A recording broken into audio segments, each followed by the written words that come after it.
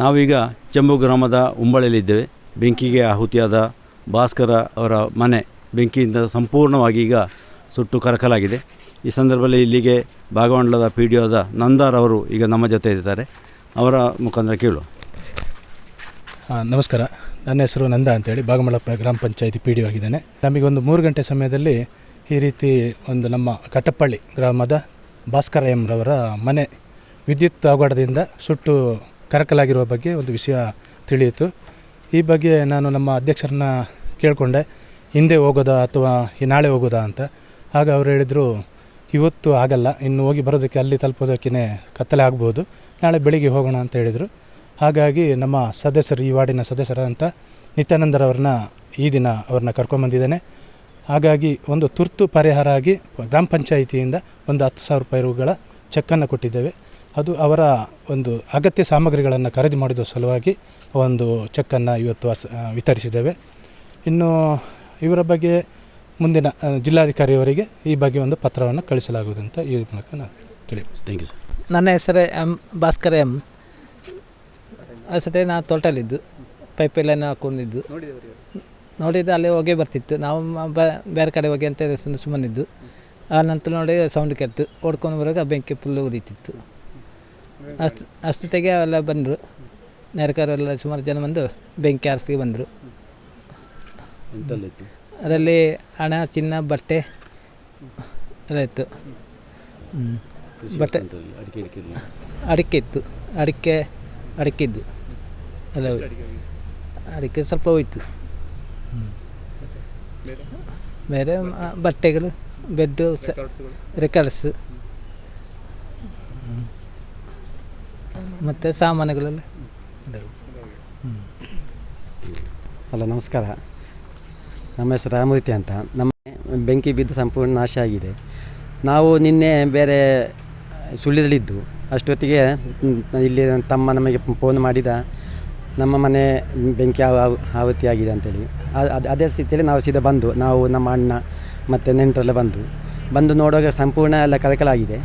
Mostly ಸ್ವಲ್ಪ ಅಡಿಕೆ ಮತ್ತು ಬಟ್ಟೆ, ಚಿನ್ನ ಮತ್ತು ನಗದು ಹಣ ಮತ್ತು ಮಂಚಗಳು, TV ಮತ್ತು ಇತರ ಸಾಮಾನುಗಳೆಲ್ಲ ಸುಟ್ಟು ಬೂದಿಯಾಗಿದೆ. ಹಾಗೆ ನಾವು ಮತ್ತು ನಿನ್ನೆ ನಮ್ಮ ಇಲ್ಲಿನ ಸ್ಥಳೀಯ ವಿಲೇಜ್ ಅಕೌಂಟನ್ನು ಕರ್ಕೊಂಡು ಬಂದು ಆಮೇಲೆ ಪಂಚಾಯತ್ ಅಧ್ಯಕ್ಷ ತೀರ್ಥರಾಮ ಮತ್ತು PDO ಸಹ ನಾವು ಇಲ್ಲಿಗೆ ಕರ್ಕೊಂಡು ಬಂದು ಅವರೆಲ್ಲ ತಪಾಸಣೆ ಮಾಡಿ ಹೋಗಿದ್ದಾರೆ. ಹಾಗೆ ಸಂಜೆ ನಮ್ಮ ಭಗವಂತ ಸಂಘದ ಸದಸ್ಯರೆಲ್ಲ ಬಂದು ಇಲ್ಲೆಲ್ಲ ಸುಮಾರು ಬೆಂಕಿ ಆರಿಸಲಿಕ್ಕೆ ಸಹಾಯ ಮಾಡಿದ್ದಾರೆ. ಮತ್ತು ಇವರಿಗೆ ದಿನಸಿ ಸಾಮಾನು ಮತ್ತು ಒಂದು ಬೇರೆ ಸಾಮಾನುಗಳನ್ನು ಮತ್ತು ಇಲ್ಲಿ ಇದ್ದ ವಸ್ತುಗಳನ್ನೆಲ್ಲ ನಮ್ಮಲ್ಲಿ ಶಿಫ್ಟ್ ಮಾಡಿದ್ದಾರೆ. ಅವರಿಗೆ ಇದರ ಮೂಲಕ ಅಭಿನಂದನೆಯನ್ನು ಸಲ್ಲಿಸುತ್ತಿದ್ದೇನೆ. ಮತ್ತು ಇವರಿಗೆ ಈಗ ಬೇರೆ ಯಾವುದು ಇಲ್ಲ, ಅಡಿಕೆ ಎಲ್ಲ ಹಳದಿ ರೋಗ ಬಂದು ತುಂಬ ಕಷ್ಟ ಆಗಿದೆ. ಹಾಗೆ ನಮ್ಮ ಸರ್ಕಾರದಿಂದ ಇವರಿಗೆ ಸಿಗುವಂಥ ಸೌಲಭ್ಯವನ್ನು ಸ್ವಲ್ಪ ಜಾಸ್ತಿ ಸಿಗಲಿ. ಮನೆಯ ಕಂಪ್ಲೀಟೇ ಹೋಗಿದೆ, ಅದರಲ್ಲಿ ಏನಿಲ್ಲ. ಸುಮಾರು ಒಂದು 7 ರಿಂದ 8 ಲಕ್ಷ ರೂಪಾಯಿ ಇಷ್ಟು ಅವರಿಗೆ ಹಾನಿಯಾಗಿದೆ. ಅದರ ಬಗ್ಗೆ ನಾವು ಇನ್ನೂ ಯಾರಾದರೂ ಇನ್ನು MP ಅಥವಾ MLA ಮುಖಾಂತರ ನಾವು ಹೋಗಿ ಪರಿಹಾರಕ್ಕೆ ಅರ್ಜಿ ಕೊಡಬೇಕಾಗ್ತದೆ ಅಷ್ಟೇ. ಮನಾಭಯಂ. ನನ್ನ ತಮ್ಮ ಭಾಸ್ಕರ ಕೃಷಿ ಕಾರ್ಮಿಕನಾಗಿ ಸ್ವಲ್ಪ ಕೃಷಿ ಮಾಡಿಕೊಂಡು ಇಲ್ಲಿ ಮನೆ ಕಟ್ಟಿಕೊಂಡು ವಾಸ ಮಾಡ್ತಾಯಿದ್ದ. ಅವರ ಮನೆಯಲ್ಲಿ ಅವನ ಪತ್ನಿಯು ಬೇರೆ ಕಡೆ ಅನಾರೋಗ್ಯ ನಿಮಿತ್ತ ಔಷಧಿಗೆ ಹೋಗಿದ್ದು, ಅವನು ಇರಲಿಲ್ಲ, ಕೂಲಿ ಕೆಲಸಕ್ಕೆ ಹೋಗಿದ್ದ. ಅಂಥ ಸಂದರ್ಭದಲ್ಲಿ ಮನೆಯಲ್ಲಿ ಏನೋ ಹೊಗೆ ಕವಿದು ಅಲ್ಲಿ ಬೆಂಕಿಯ ಜ್ವಾಲೆ ಕಂಡು ಓಡಿಕೊಂಡು ಬಂದು ನೋಡುವಾಗ ವಿದ್ಯುತ್ ಸರ್ಕ್ಯೂಟಿಂದಾಗಿ ಪೂರ್ತಿಯಾಗಿ ಮನೆ ಸುಟ್ಟು ಹೋದ್ದು ಕಂಡು ಬಂತು. ನಾವು ಸ್ಥಳೀಯವಾಗಿ ಕಂದಾಯ ಇಲಾಖೆ ಅಧಿಕಾರಿಗಳನ್ನು, ಪಂಚಾಯತ್ ಅಧಿಕಾರಿಗಳನ್ನು ಮತ್ತು ವಿದ್ಯುತ್ ಇಲಾಖೆಯ ಅಧಿಕಾರಿಗಳನ್ನು ಸಂಪರ್ಕಿಸಿದಾಗ ಅವರೆಲ್ಲ ಬಂದಿದ್ದಾರೆ. ಬಂದು ನಮಗೆ ಸಾಂತ್ವನ ಹೇಳಿದ್ದಾರೆ. ಸಾಂತ್ವನ ಹೇಳಿದರೆ ಇಲ್ಲಿ ನಾವು ಕಳೆದುಕೊಂಡಂಥ ವಸ್ತುಗಳು, ನಮಗೆ ಆದಂಥ ನಷ್ಟ, ಅದನ್ನು ಭರಿಸುವುದು ಭಾಳ ಕಷ್ಟ ಆಗಿದೆ. ಆದ್ದರಿಂದ ಸರ್ಕಾರದ ಒಂದು ಸಹಕಾರ, ನಮ್ಮ ಜನಪ್ರತಿನಿಧಿ ಅಥವಾ ಆಡಳಿತಾಧಿಕಾರಿಗಳ ಒಂದು ಸಹಕಾರದಿಂದಾಗಿ ಅವರಿಗೆ ಸಿಗುವಂತಹ ಪೂರ್ಣ ಸಹಕಾರ ನೀಡಿದರೆ ಅವರು ಮುಂದೆ ಈ ಜೀವನವನ್ನು ರೂಪಿಸಿಕೊಳ್ಳಲಿಕ್ಕೆ, ಇಲ್ಲಿ ಮನೆಯನ್ನು ಮತ್ತೆ ದುರಸ್ತಿಪಡಿಸಿ ಅವರ ಜೀವನ ರೂಪಿಸಿಕೊಳ್ಳಲಿಕ್ಕೆ ಅನುಕೂಲ ಆಗ್ತದೆ.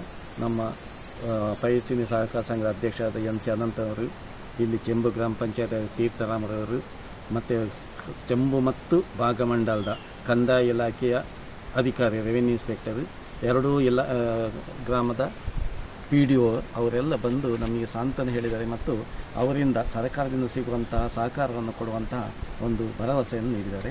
ಅವರಿಗೆಲ್ಲ ಅಭಿನಂದನೆಗಳು. ನಾನು ಜಯಂತಿ, ನಾನು ಅನಾರೋಗ್ಯದಿಂದ ನಾನು ಕಲ್ಲುಂಡಿಗೆ ಹೋಗಿದ್ದೆ. ಬೆಳಿಗ್ಗೆ 8 ಗಂಟೆ ಮಗನೊಟ್ಟಿಗೆ ಸ್ಕೂಲಿಗೆ ಹೋಗೋತ್ತಿಗೆ ಹೊತ್ತಿಗೆ ಹೋಗಿದ್ದೆ ನಾನು. ಮತ್ತೆ ಮನೆ ಪಕ್ಕದವ್ರು ನನಗೆ ಫೋನ್ ಮಾಡಿ ವಿಷಯ ತಿಳಿಸಿ ಹೀಗೆ ಆಗಿದೆ ಅಂತ ಹೇಳಿದ್ರು ಅಷ್ಟೇ. ಅತ್ತೆ, ಇದು ನನ್ನ ಬರ್ಡೇ ಗಿಫ್ಟ್. ಇದೆಲ್ಲ ಜೀವನದಲ್ಲಿ ನನಗೋಸ್ಕರ ತಗೊಂಡ್ಬಂದಿದ್ದಾರೆ. ನಿನ್ ಮೇಲೆ ತುಂಬಾ ಚೆನ್ನಾಗಿ ಕಾಣುತ್ತೆ. ಇದು ತುಂಬಾ ಚೆನ್ನಾಗಿದೆ ಅಲ್ವಾ? ತುಂಬ ಚೆನ್ನಾಗಿದೆ.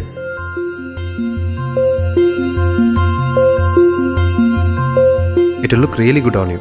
Amma? Huh? Mother is always son's first love.